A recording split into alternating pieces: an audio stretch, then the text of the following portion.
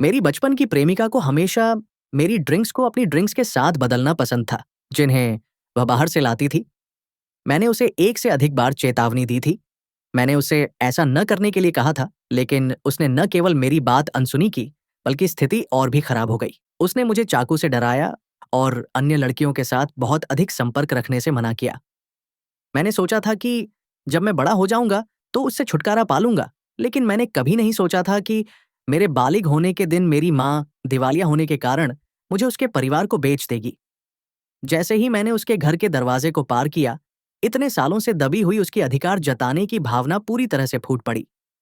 उसने बिना किसी झिझक के अपने सफेद पैर मेरे चेहरे पर टिका दिए और जबरदस्ती दूध जैसी गंध वाले अपने मोजे मेरे मुंह में ठूंस दिए और मुझसे वादा लिया कि मैं उसके साथ रहूंगा। उस समय वह लड़की मेरी ओर चाकू ताने हुए थी। स्वाभाविक रूप से मैंने एक कदम पीछे हटाया। लिन शियाओक्सी, पहले थोड़ा शांत हो जाओ, इस तरह तुम मुझे डरा दोगी। हालांकि उसने कोई दलील नहीं सुनी। उसने बस मेरा हाथ पकड़ा और अपनी पूरी ताकत से मुझे बेडरूम की ओर घसीटा। मैंने बेतहाशा संघर्ष किया। मेरे पैर जमीन पर पटक रहे थे, लेकिन मैं उसके हाथों से खुद को छोड़ा नहीं सका, जो लोहे की पकड़ की तरह लग रहे थे। एक बार बेडरूम में पहुंचने के बाद उसने मुझे सीधे बिस्तर पर धकेल दिया और उसके तुरंत बाद पागलों की तरह अपने कपड़े फाड़ने लगी और लगातार दोहराती रही, भाई म्यू, हमें हमेशा के लिए साथ रहना होगा। आने वाले दिनों में लिन शियाओक्सी एक अलग ही इंसान बन गई। उसने अब मुझे बाहर नहीं जाने दिया। उसने घर की सारी खिड़कियां सील कर दी और फोन का तार काट दिया। मैंने उसे ऐसा न करने की सलाह देने की कोशिश की, लेकिन वह और भी पागल होती गई। भाई म्यू, बाहरी दुनिया बहुत खतरनाक है। केवल मेरे साथ रहने पर ही तुम सुरक्षित रहोगे। उस समय मैंने केवल अत्यधिक डर और हताशा महसूस की, बिना यह जाने कि इस बुरे सपने से बाहर कैसे निकलूं। दिन बीतते गए और मेरी घबराहट बढ़ती गई। मुझ पर लिन शियाओक्सी का नियंत्रण और सख्त होता गया, यहां तक कि उसने खाने और सोने का समय भी तय करना शुरू कर दिया। एक दिन जब वह नहीं देख रही थी, मैंने खिड़की से भागने की कोशिश की, लेकिन उसने मुझे पकड़ लिया। वह गुस्से में मुझ पर झपटी और मुझे हिंसा के साथ जमीन पर गिरा दिया। भाई म्यू, तुम मेरे साथ ऐसा क्यों कर रहे हो? क्या तुम अब मुझे प्यार नहीं करते? उसकी आवाज आंसुओं के बीच कांप रही थी और उसकी आंखें हताशा और गुस्से से भरी थीं। उसे देखकर मुझे डर और घुटन महसूस हुई। शियाओक्सी, यह ऐसा नहीं है कि तुम मुझे चोट पहुंचा रही हो, बल्कि तुम हम दोनों को नुकसान पहुंचा रही हो। ऐसा लगा जैसे उसने मेरी बात बिल्कुल नहीं सुनी। अचानक वह मुड़ी, रसोई में गई और एक तेज चाकू निकाल लाई। भाई म्यू, चूंकि तुम शांति से मेरे पास नहीं रहना चाहते, तो हम दोनों यहीं हमेशा के लिए रुकेंगे।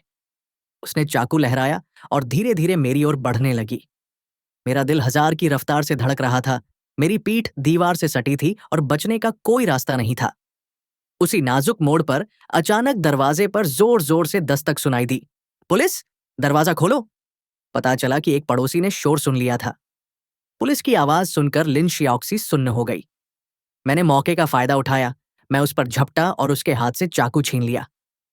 तुरंत बाद पुलिस ने दरवाजा तोड़ दिया और उसे पकड़ लिया। उसे ले जाते समय भी उसकी नजर मुझ पर जमी हुई थी और वह अपने आप से बुदबुदा रही थी, भाई म्यू, मैंने जो कुछ भी किया वह तुम्हारे लिए था। उस भयानक हलचल के बाद आखिरकार मैं उसकी कैद से आजाद हो गया।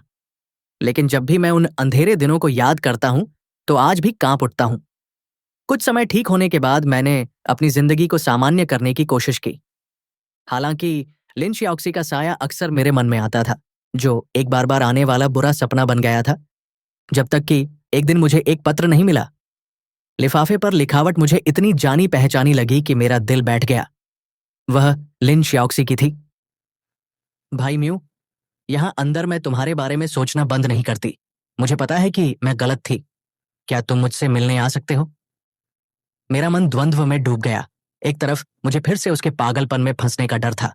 दूसरी तरफ मैं यह सोचने से खुद को नहीं रोक सका कि क्या वाकई उसे अपनी गलती का एहसास हो गया है।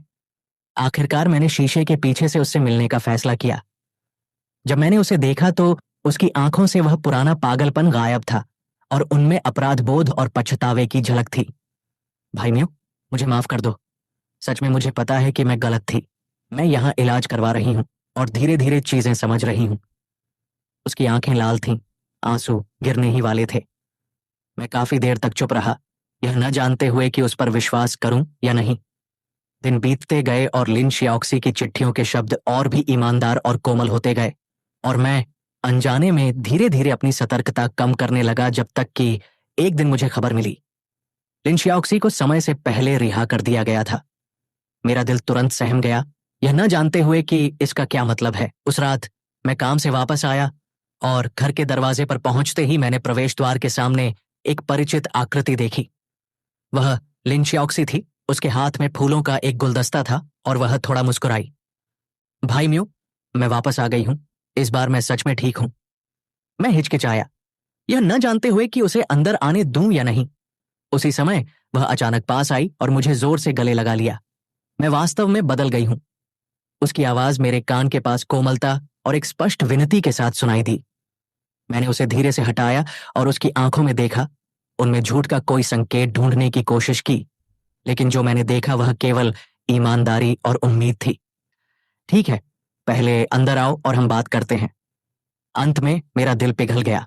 एक बार अंदर आने के बाद लिन शियाओक्सी ने बहुत आज्ञाकारी व्यवहार किया, घर को व्यवस्थित करने में मदद की और भरपूर खाना बनाया। यह सब मुझे थोड़ा हैरान कर गया, जैसे मैं अपने बचपन के उन खूबसूरत दिनों में वापस लौट आया हूं। हालांकि जैसे ही मैंने अपनी सतर्कता कम करना शुरू की, मुझे एहसास हुआ कि वह हमेशा मुझे छिपकर देखती रहती थी, मेरी हर हरकत पर नजर रखती थी। कभी कभी उसकी आंखों में एक भयावह चमक कौंध जाती थी। एक रात मैं हल्की आवाज से जाग गया। आंखें खोलने पर मैंने लिन शियाओक्सी को अपने बिस्तर के पास हाथ में कैंची लिए खड़े देखा। चांद की रोशनी में उसके चेहरे के भाव विशेष रूप से डरावने थे। मैं इतना डर गया कि झटके से उठ बैठा। शियाओक्सी, तुम क्या कर रही हो? वह एक पल के लिए ठिठक गई और फिर एक बनावटी मुस्कान बिखेरी। मैंने देखा कि तुम्हारे कपड़े फटे हुए थे। मैं उन्हें काटने में तुम्हारी मदद करना चाहती थी। मैंने अपने मन में सोचा, किसी और को बेवकूफ बनाओ। मुझे अच्छी तरह पता था कि चीजें इतनी सरल नहीं थीं। तब से मैंने जानबूझकर उसकी हर हरकत पर ध्यान देना शुरू कर दिया। जल्द ही मुझे पता चला कि वह छिपकर अजीब चीजें इकट्ठा कर रही थी, जैसे रस्सियां, टेप और वैसी ही चीजें। डर ने मुझे फिर से घेर लिया। क्या वह बिल्कुल भी नहीं बदली थी? क्या यह सब सिर्फ एक दिखावा था? जब मैं सोच रहा था कि कैसे प्रतिक्रिया दूं, लिन शियाओक्सी को मेरे संदेह का एहसास हो गया। इसके बजाय उसका व्यवहार और भी गुप्त हो गया। एक दिन काम से लौटने पर जैसे ही मैंने दरवाजे के अंदर कदम रखा, मैं सुन्न रह गया। कमरा एक तहखाने, कालकोठरी की तरह सजाया गया था। दीवारें ऊपर से नीचे तक मेरी तस्वीरों से ढकी हुई थीं। कोई वेंटिलेशन नहीं था जिससे रोंगटे खड़े हो रहे थे। उस समय सफेद कपड़े पहने और संवर कर लीन शियाओक्सी कमरे के बीच में खड़ी मुस्कुरा रही थी। भाई म्यू, देखो, ये सब हमारी यादें हैं। ये सब देखकर मैं सहम गया। मैं भागने के लिए मुड़ा, लेकिन पाया कि दरवाजा पहले ही लॉक कर दिया गया था। शियाओक्सी, तुम क्या कर रही हो? जल्दी दरवाजा खोलो। मैं अपनी पूरी ताकत से चिल्लाया। वह एक जुनूनी निगाह के साथ धीरे धीरे मेरी ओर बढ़ी। भाई म्यू, मुझे छोड़ने के बारे में कभी मत सोचना, कभी नहीं। ये हमारी दुनिया है। बात करते करते उसने एक लोहे की जंजीर निकाली और मेरी ओर बढ़ी, जैसे कि वह मुझे बांधना चाहती हो। मैंने अपनी पूरी ताकत से संघर्ष किया, लेकिन उसने एक धक्के से मुझे जमीन पर गिरा दिया। तुम हमेशा मुझसे दूर क्यों जाना चाहते हो? क्यों? उसकी आवाज तीखी और पागलपन भरी हो गई। एक लापरवाही का फायदा उठाते हुए मैंने जवाबी हमले के लिए लोहे की जंजीर छीन ली। लेकिन तभी वह बेतहाशा रोने लगी। उसके सुबकने की आवाज दिल दहला देने वाली थी। भाई म्यू, मैं जो कुछ भी करती हूँ वह इसलिए क्योंकि मैं तुमसे प्यार करती हूँ। मैं तुमसे पागलपन की हद तक प्यार करती हूँ। मैंने उसे डर और घृणा से भरे दिल के साथ देखा। उसी क्षण उसने मौके का फायदा उठाकर अचानक मुझ पर छलांग लगा दी और मुझे फिर से जोर से गले लगा लिया। मुझे पता था कि मुझे इस पूरी तरह से पागल औरत से छुटकारा पाना ही होगा। मैंने अपनी पूरी ताकत से संघर्ष किया, लेकिन पाया कि उसकी ताकत अविश्वसनीय रूप से बहुत ज्यादा थी। शियाओक्सी, मुझे छोड़ो, मैं फटी हुई आवाज में चिल्लाया। यह अवैध है। लेकिन उसने मेरी बात बिल्कुल नहीं सुनी। उसके चेहरे पर एक विकृत मुस्कान उभर आई। और क्या फर्क पड़ता है अगर यह अवैध है? बस तुम्हारे साथ होने के लिए मुझे किसी बात की परवाह नहीं है। उसी समय मेरा फोन जमीन पर गिर गया और लिन शियाओक्सी का चेहरा तुरंत काला पड़ गया। उसने मेरा फोन छीन लिया और उसे जमीन पर पटक कर टुकड़े टुकड़े कर दिया, ताकि हमें कोई परेशान न करे। फोन को चकनाचूर होते देख मेरे दिल का डर चरम पर पहुंच गया। क्या मैं वाकई यहां हमेशा के लिए फंसने वाला हूं? अचानक मेरे दिमाग में एक विचार आया। डर को सहन करते हुए मैंने समर्पण का नाटक किया। अपने होंठ दबाते हुए मैंने कहा, शियाओक्सी, मुझे पता है कि तुम मुझसे प्यार करती हो। असल में मैं भी जाना नहीं चाहता, बस इस तरह तुम मुझे थोड़ा डरा देती हो। यह सुनकर उसके चेहरे के भाव थोड़े नरम हुए। भाई म्यू, जब तक तुम आज्ञाकारी रहोगे मैं तुम्हें अच्छे से रखूंगी। उसकी सतर्कता कम होने का फायदा उठाते हुए मैं धीरे धीरे खिड़की की ओर बढ़ा, मदद मांगने का मौका ढूंढते हुए। हालांकि उसे तुरंत पता चल गया और वह फिर से मुझ पर झपटी, मुझे खिड़की से दूर घसीटते हुए और जबरदस्ती कमरे के एक कोने में फेंक दिया। भाई म्यू, तुम अभी भी मुझे छोड़ना चाहते हो, है ना? उसकी आवाज हताशा और गुस्से से भरी थी। मैंने जल्दी से सफाई दी। ऐसा नहीं है शियाओक्सी, मैं बस बाहर का नजारा देखना चाहता था। लेकिन वह अब मेरा विश्वास नहीं कर रही थी। तभी उसने एक रस्सी निकाली और बिना कुछ सोचे समझे मुझे कुर्सी से बांध दिया। भाई म्यू, यहां शांति से रहो, भागने के बारे में मत सोचना। यह कहकर वह बिना पलक झपकाए मेरे बगल में बैठ गई और मुझे घूरने लगी। समय धीरे धीरे बीत रहा था। काफी समय तक बंधे रहने के कारण मेरा शरीर सुन्न हो रहा था, जबकि उसकी नजर मुझसे कभी नहीं हटी। जैसे ही मैंने लगभग उम्मीद खो दी थी, दरवाजे के बाहर शोर सुनाई दिया। फिर किसी ने दरवाजे पर हिंसक प्रहार किया। वह चौंक कर उठी और दरवाजे की ओर चिल्लाई, कौन है? हमारी दुनिया को बर्बाद करने की कोशिश मत करो। एक जोरदार धमाके के साथ दरवाजा टूट गया और पुलिस का एक समूह अंदर घुस आया। जल्दी इसे छोड़ो, एक पुलिस वाले ने चिल्लाकर कहा। उसने गुस्से में संघर्ष किया, लेकिन जल्द ही उसे काबू कर लिया गया। मेरी रस्सी खोल दी गई। मैं इतना कमजोर था कि पुलिस की मदद के बिना मुश्किल से ही खड़ा हो पा रहा था। आखिरकार मैं उस भयानक कमरे से बाहर निकल आया। सूरज की रोशनी मेरे चेहरे को छू रही थी, लेकिन मुझे जरा भी गर्माहट महसूस नहीं हुई। घर लौटने के बाद काफी समय तक मैं डर और सायों के बीच कैद रहा। जब भी रात होती, लिन शियाओक्सी की पागल आंखें मेरे मन में आ जाती। इस यंत्रणा से मुक्त होने के लिए मैंने मनोवैज्ञानिक उपचार थेरेपी लेना शुरू किया। मनोवैज्ञानिक की मदद से धीरे धीरे मैंने एक अपेक्षाकृत सामान्य जीवन बहाल करना शुरू किया। हालांकि ठीक उसी समय जब मुझे लगा कि सब बीत चुका है, एक रात मुझे एक गुमनाम पत्र मिला। उसमें सिर्फ एक वाक्य लिखा था, भाई म्यू, मैं तुम्हारे लिए वापस आऊंगी। मेरा दिल गहरे में डूब गया। क्या लिन शियाओक्सी अभी भी मेरा पीछा छोड़ने का इरादा नहीं रखती? डर ने फिर से मेरी जिंदगी को घेर लिया। कुछ दिनों बाद खबर आई, लिन शियाओक्सी को रिहा कर दिया गया था। पता चला कि उसने मानसिक रूप से स्थिर होने और अत्यधिक पछतावा होने का नाटक किया था, जिससे डॉक्टरों और पुलिस को धोखा दिया। ये जानकर मेरी रीढ़ में सिहरन दौड़ गई। मैं फिर से अंतहीन पीड़ा और दहशत में डूब गया। एक दिन जब मैं अकेला घर लौट रहा था, अचानक एक हाथ ने मुझे एक अंधेरी गली की ओर जोर से खींचा। उसकी नजर पहले से भी ज्यादा पागल और जुनूनी थी। भाई म्यू, मैंने तुमसे कहा था कि मैं तुम्हारे लिए वापस आऊंगी। कोई हमें अलग नहीं कर पाएगा। उसने मुझे जोर से गले लगाया, एक ऐसी अविश्वसनीय ताकत के साथ जिसने मुझे खुद को छुड़ाने से रोक दिया। मैंने उसे छोड़ने के लिए मनाने की कोशिश की, लेकिन उसने कुछ नहीं सुना। भाई म्यू, तुम्हारी दुनिया में केवल मैं ही रह सकती हूँ। मैं तुम्हें हमेशा अपने पास रखना चाहती हूँ। उसके बाद से वो लगभग हर पल मुझ पर नजर रखती थी। वो अचानक मेरी कंपनी के प्रवेश द्वार पर प्रकट हो जाती या पूरा दिन मेरे घर के सामने दुबक कर बिता देती। अब मैंने पुलिस को फोन करने की हिम्मत नहीं की, क्योंकि मुझे पता था कि उन्हें इस मामले से अब परेशानी होने लगी थी और वे अब मुझ पर उतना भरोसा नहीं करते थे। मेरी जिंदगी पूरी तरह अंधेरे में डूब गई। इस बीमार बचपन की सहेली द्वारा बिना किसी बचाव के फंसा लिया गया। अनंत डर और हताशा के बीच मैंने पहले उसकी बात मानने का फैसला किया, इस उम्मीद में कि उसे पूरी तरह से त्यागने का मौका मिले।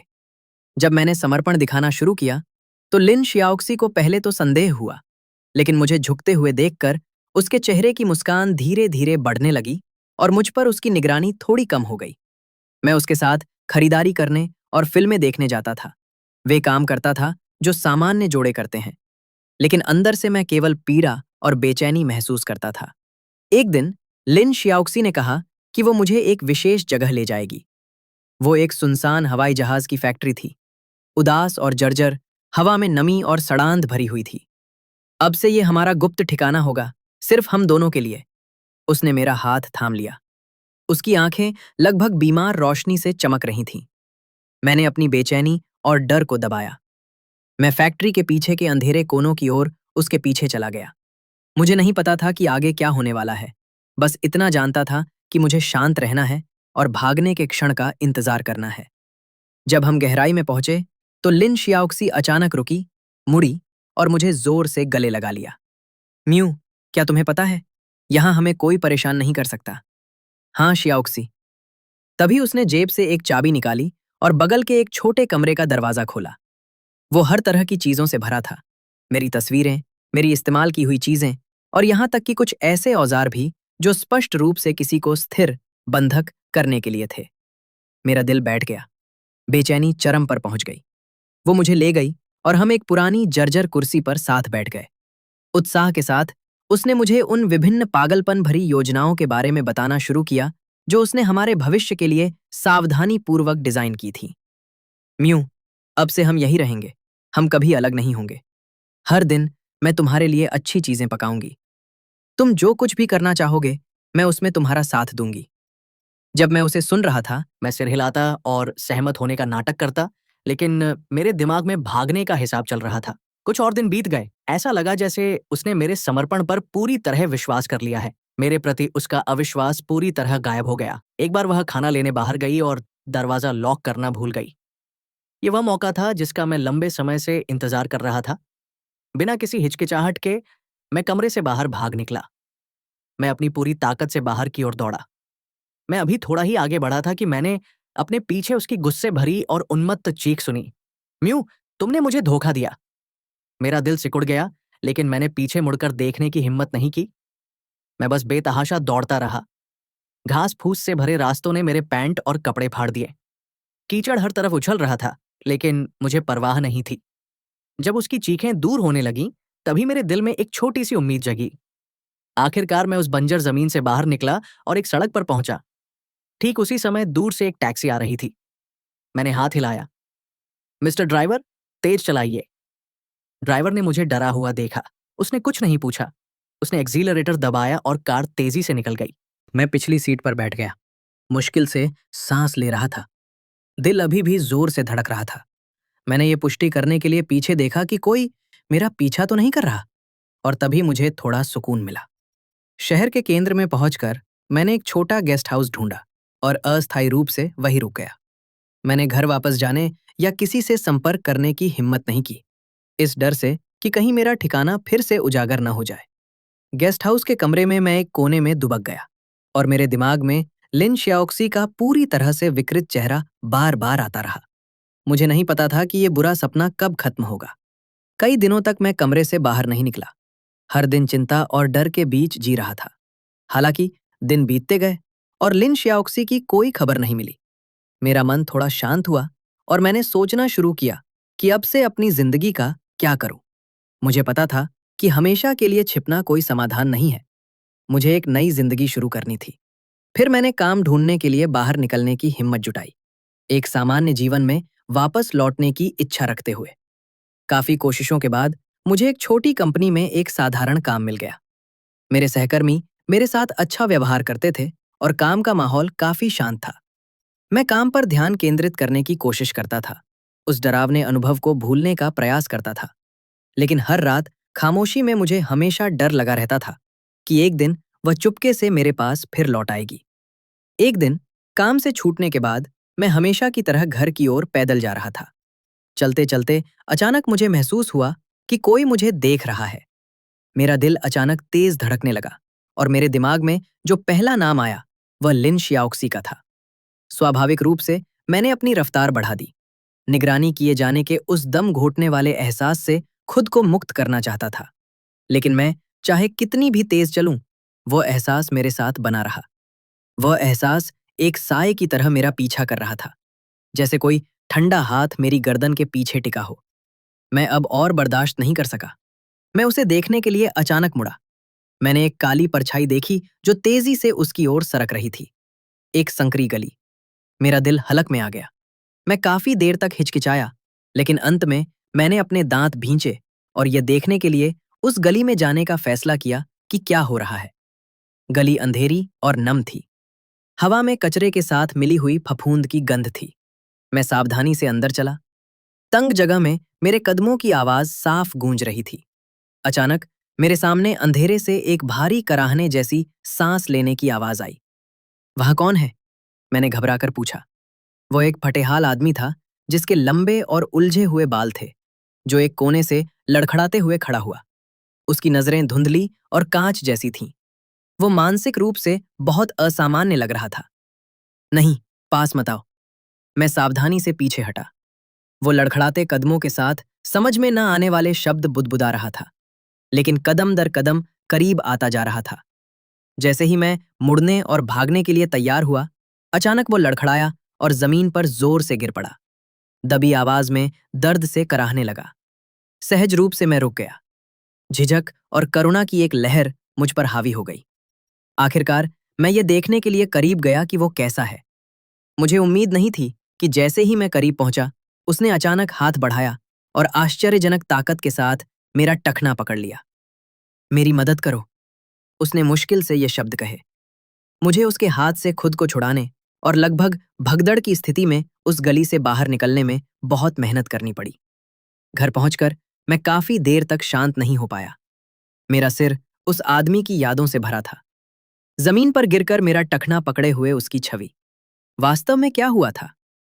अगले कुछ दिनों तक मैं बेचैन रहा, उस साए से छुटकारा पाने के लिए। एक अंधेरे कोने में दुब के उस आदमी की आकृति मेरे दिमाग से नहीं जा रही थी। मैंने उसकी स्थिति के बारे में पूछताछ करने का फैसला किया। मैंने पड़ोसियों से पूछा और जाना कि पता चला है कि वह इलाके का एक आवारा व्यक्ति था, जो पिछले कुछ समय से मानसिक समस्याओं से जूझ रहा था। कुछ लोग कह रहे थे कि उसके साथ कोई भयानक दुर्घटना हुई थी। दूसरों का कहना था कि उसे कोई बड़ा मनोवैज्ञानिक सदमा लगा था और इसीलिए वो ऐसा था। जहां तक सच्चाई की बात है, कोई भी निश्चित रूप से नहीं जानता था। उस दिन काम से घर जाते समय फिर से उसी गली से गुजरा और उसे फिर से देखा। वह एक कोने में सिमटा हुआ था, अपने घुटनों को पकड़े हुए और कांप रहा था। वह ठंडा और भूखा लग रहा था। मेरा दिल पिघल गया, इसीलिए मैं पास की एक दुकान पर गया। मैंने कुछ खाना और पानी खरीदा और लौटकर उसे दे दिया। उसने ऊपर देखा और मुझे आंखों में समझदारी की एक झलक के साथ देखा, लेकिन जल्द ही उसकी जगह उलझन और डर ने ले ली। धन्यवाद, धन्यवाद, लेकिन मैं खुद पर नियंत्रण नहीं रख सकता, उसने कांपती हुई रुक रुक कर आवाज में कहा। तब से मैं समय समय पर उसे बिस्कुट, मिनरल वाटर, पुराने कपड़े जैसी कुछ जरूरत की चीजें ले जाने लगा। धीरे धीरे उसने मुझे इतना नकारना बंद कर दिया, और यहां तक कि हम कुछ शब्दों का आदान प्रदान भी कर सकते थे, लेकिन उसकी आंखों में हमेशा एक स्थायी दहशत रहती थी। हालांकि एक रात घर पहुंचने पर मुझे दरवाजे पर एक पत्र मिला। क्या वह आवारा आदमी ने छोड़ा था, या वह कोई और था? क्या वह लिन शियाओक्सी थी, या क्या कोई अन्य अज्ञात खतरे हाथ में पत्र लिए कदम दर कदम करीब आ रहे थे? मैं दरवाजे के पास बहुत देर तक खड़ा रहा, सवालों से भरा हुआ। ठीक उसी समय अचानक गली के कोने में एक जानी पहचानी आकृति दिखाई दी। वह लिन शियाओक्सी थी। उसने सफेद पोशाक पहनी हुई थी। उसका चेहरा असामान्य रूप से पीला था और उसकी आंखों में अभी भी वही जानी पहचानी पागलपन और जुनून दिखाई दे रहा था। मुझे मुझे पता था तुम मेरी पहुंच से बच नहीं सकते, उसने अपने होंठ सिकोड़ते हुए कहा। ठंडी मुस्कान के साथ वह कदम दर कदम मेरी ओर बढ़ रही थी। मेरा दिल तुरंत बेकाबू हो गया। डर फिर से ज्वार की तरह मुझ पर छा गया। लिनियाओक्सी, मुझे जाने दो, मैं लगभग हताशा में चिल्लाया, लेकिन उसने मेरी बिल्कुल नहीं सुनी। वह मेरे सामने आई और मुझे पकड़ने के लिए हाथ बढ़ाया। मेरे साथ चलो, यही हमारी नियति है। जैसे ही उसका हाथ मुझे छूने ही वाला था, अचानक एक आकृति बगल से निकली और मेरे सामने आ गई। वह आवारा आदमी था। मैं तुम्हें उसे चोट पहुंचाने नहीं दूंगा, वह आवारा आदमी चिल्लाया और लिन शियाओक्सी और मेरे बीच में आ गया। लिन शियाओक्सी इस अचानक हुई घटना से हैरान रह गई। वह तुरंत गुस्से में आ गई। पागल, यहां से निकल जाओ। लेकिन वह आवारा आदमी एक कदम भी पीछे हटे बिना मेरी रक्षा करते हुए डटा रहा। सड़क पर अचानक सन्नाटा छा गया। घबराहट से मेरा गला सूख गया। यह नहीं पता था कि आगे क्या होगा। अगले ही पल लिन शियाओ अचानक उस आवारा आदमी को धक्का देने की कोशिश करते हुए आगे बढ़ी, लेकिन वह भी पीछे नहीं हटा। दोनों के बीच हिंसक और अराजक हाथापाई हुई। मैं एक तरफ खड़ा था, डरा हुआ, यह नहीं समझ पा रहा था कि किसकी और कैसे मदद करूं। अचानक लिन शियाओ ने लापरवाही का फायदा उठाया और आवारा आदमी को जोर से जमीन पर धकेल दिया। वह जोर से गिरा, उसे उठने का समय नहीं मिला। मौके का फायदा उठाकर लिन शियाओ फिर से मेरी ओर आई। उसने मेरी बांह इतनी जोर से पकड़ी कि मुझे दर्द हुआ। मुझे मेरे साथ चलो, उसने जोर से खींचते हुए कहा। उसी समय जमीन पर पड़ा आवारा आदमी मेहनत से उठा और उसने लिन शियाओक्सी को पीछे से जोर से पकड़ लिया। उसे बेताबी से थामे रखा ताकि वह आगे ना बढ़ सके। भागो! वह मुझ पर चिल्लाया। मैंने और इंतजार नहीं किया। मैं मुड़ा और अपनी पूरी ताकत से भागा। कुछ दूर दौड़ने के बाद मैं एक अंधेरे कोने में छिप गया, हांफते हुए। मेरा दिल बिना रुके धड़क रहा था। मुझे नहीं पता था कि वह आवारा आदमी कैसा था, या शियाओक्सी मुझे पकड़ पाएगी या नहीं। वहां कोई नहीं था, न वह आवारा आदमी और न ही लिन शियाओक्सी। मैं शंकाओं और बेचैनी से भरा हुआ था। मैंने हर जगह उनके निशान खोजे, लेकिन कुछ नहीं मिला। मेरे दिमाग में एक पल में अनगिनत भयानक विचार आए। क्या होगा अगर लिन शियाओक्सी ने खुद को उस आवारा आदमी से छुड़ा लिया हो और चुपचाप मेरा पीछा कर रही हो? क्या होगा अगर उस आवारा आदमी को मेरी मदद करने की वजह से कुछ हो गया हो? डर ने मुझे लगभग कुचल दिया था। मैं और कुछ नहीं सोच सका। उस समय मेरे दिमाग में बस एक ही विचार था, भागना, तेज भागना, इस जगह से जितना संभव हो सके दूर, इस दुःस्वप्न भरी जगह से दूर, लिन शियाओक्सी के नियंत्रण से दूर। मैं मुड़ा और विपरीत दिशा में भागा। मुझे केवल हवा की सरसराहट और अपनी भारी सांसें सुनाई दे रही थीं। मैं तब तक बेताबी से भागा जब तक कि मेरे पैर कमजोर नहीं हो गए और मेरे फेफड़े आग की तरह जलने नहीं लगे। फिर मुझे रुकना पड़ा। तभी मुझे एहसास हुआ कि मैं पूरी तरह से अनजान जगह पर पहुंच गया हूं। मेरे चारों ओर संकरी गलियां, पुराने घर, एक अजीब और उजाड़ सन्नाटा। हालांकि इसने मुझे थोड़ा परेशान किया, लेकिन लिन शियाओक्सी द्वारा पकड़े जाने की तुलना में यह बेचैनी कुछ भी नहीं थी। मैंने अपनी सांसों को शांत करने की कोशिश की। मैंने अस्थायी रूप से छिपने के लिए जगह ढूंढते हुए चारों ओर देखा। उसी समय मैंने कदमों की आहट सुनी। इस शांत वातावरण में कदमों की आवाज विशेष रूप से ध्यान खींचने वाली थी। हर कदम मेरे दिल पर पड़ता महसूस हो रहा था। मेरे दिल की धड़कन फिर से तेज होने लगी और मैंने आवाज की दिशा में नजरें गड़ा दी। मेरा शरीर अनैच्छिक रूप से 2 कदम पीछे हट गया। क्या यह लिन शियाओ मेरा पीछा कर रही थी, या वह रहस्यमयी आवारा आदमी, या कोई और? मैं ठंडी दीवार से चिपक गया। मेरे माथे से ठंडा पसीना बह रहा था। मेरा दिमाग सुन्न था। कदमों की आहट और करीब आती जा रही थी। मेरा दिल लगभग सीने से बाहर आने वाला था। आखिरकार कोने में एक आकृति दिखाई दी। वह आवारा आदमी था। वह थका हुआ लग रहा था। उसके कपड़े पहले से ज्यादा गंदे थे, लेकिन मुझे देखकर उसकी आंखों में एक साफ चिंता दिखाई दी। मेरे पीछे आओ, वह अभी इस जगह को नहीं ढूंढ पाएगी, आवारा आदमी ने धीमी आवाज में कहा। मैं एक पल के लिए हिचकिचाया, लेकिन उस समय मेरे पास कोई बेहतर विकल्प नहीं था। इसलिए मैंने एक पुरानी, अंधेरी और नम छोटी सी कुटिया तक उसका पीछा किया, जिसके कोनों में कचरे के ढेर लगे थे। सड़ांध की गंध ने मुझे झकझोर दिया। उस आवारा आदमी को बैठने के लिए एक जगह मिली और उसने मुझे भी बैठने का इशारा किया। तुम मेरी मदद क्यों कर रहे हो? मैं पूछे बिना नहीं रह सका। वह एक पल के लिए चुप रहा और फिर धीरे से बोला, क्योंकि मैंने भी एक पागल जुनून से सताए जाने का दर्द अनुभव किया है। उसके शब्दों ने मुझे हैरान कर दिया। मैं संदेह से भरा था और जैसे ही मैं आगे पूछना चाहता था, अचानक मैंने बाहर शोर सुना। वह आ गई थी। आवारा आदमी अचानक खड़ा हो गया, तनाव में, और मेरा दिल फिर से धड़कने लगा। मुझे नहीं पता था कि क्या इस बार मैं लिन शियाओक्सी से बच पाऊंगा।